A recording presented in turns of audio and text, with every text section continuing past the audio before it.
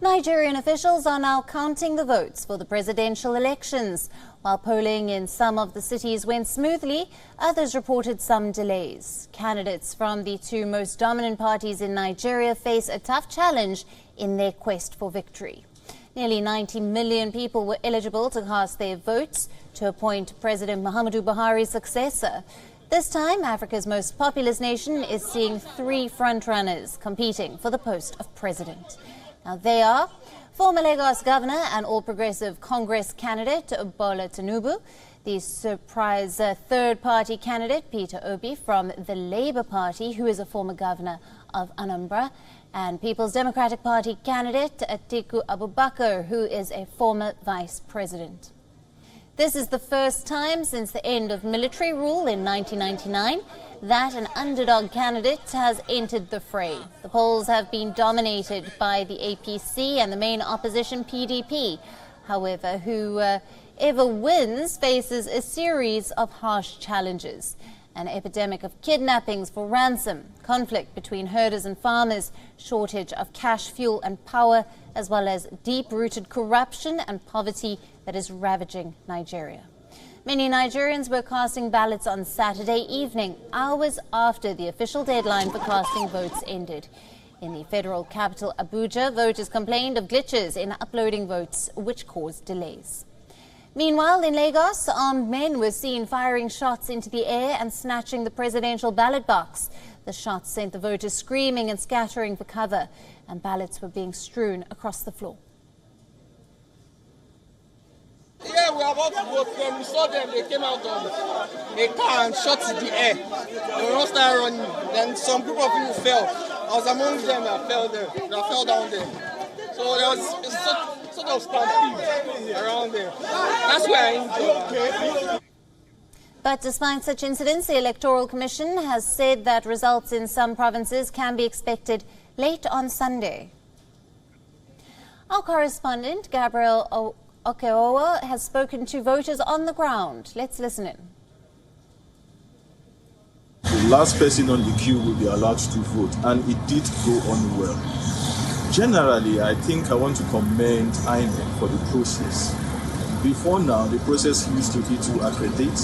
You wait another 2 hours before voting commences, and that alone disenfranchises a lot of people. But I can say with this system they have in place, a lot of people voted. However, not all persons were able to vote. After the result of this election, which we are looking forward, will come out as one of the best. Because even the foreign nations, they are looking towards Nigerians. You could see all of them, they come that a vote in Nigeria, a successful election in Nigeria will boost the black nation, and which Nigeria actually is the number one they look onto. I must say it's beginning to look like a revolution because they actually didn't let the elderly ones take, as it has always been the custom, the elders will come and then youths will just maybe live in anger because they were not able to vote on time. But the just concluded election has significantly shown us that citizen engagement, active citizenship, citizens' involvement has significantly improved. We are still waiting. It's still early in the day to know the validated data, but there is a likelihood that the turnout for this election is going to be far higher than what we have had in the previous elections. And that is because of what we are already seeing. I mean, not putting the numbers together now, but looking at the numbers of new voters that we are seeing, looking at the numbers of voters cards that were collected, about 87 million according to INEC records that were collected. We are hoping that this time around Nigerians will be able to have a voter number that is bigger than what we have had in the previous elections. Now, for more on this, our correspondent Louisa Alani joins us live from Lagos. Hello to you, Louisa. Counting is underway. Take us through the latest details from the ground.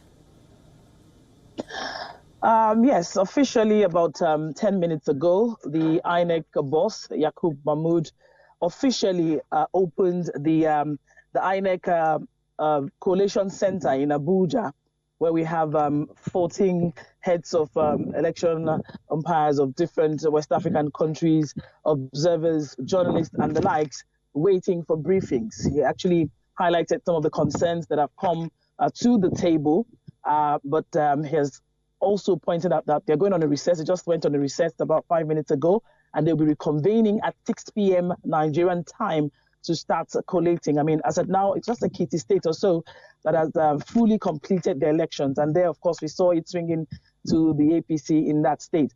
But by 6 p.m., according to the INEC boss, more states would have completed collation from states, and then it comes to the national level where it will start. According to him, once it kickstarts at 6 p.m. today, it's going to be ongoing day and night until the final results will be announced. And like we said, results in Nigeria often takes place between 1 and 5 days. So fingers are crossed as to what's going to happen next. Right. By 6 o'clock, of course, we should start hearing, getting more inputs from states. Right. And Louisa, Nigeria has a history of electoral violence. What has the voting been like this year? Have there been any violent outbreaks during this year's election?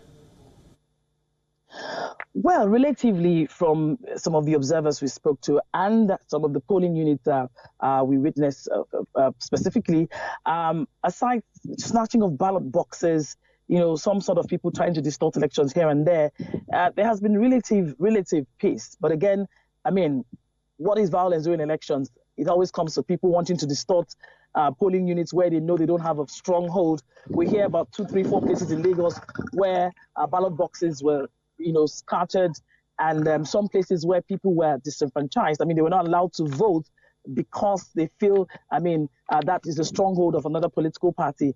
But like the INEC official said, some states where, some polling units where elections were distorted, they're going to resume voting. Cross River State, of course, started from 8 to 12. Hopefully, they would have concluded by now. And other states where they have elections that are not concluded will continue. That's why we're seeing that results might take longer, you know, than expected. But at least we know that within the first 5 days, we'll be getting a wrap-up. The security agencies also did their bit, but you cannot rule out the fact that some people are hell-bent on distorting elections. The touts and all of that are hell-bent on distorting elections. But averagely, I would say I'll give kudos to the security agencies. Right. Louisa, thank you very much for bringing us all the latest coming out of Nigeria. WION, now available in your country. Download the app now. Get all the news on the move.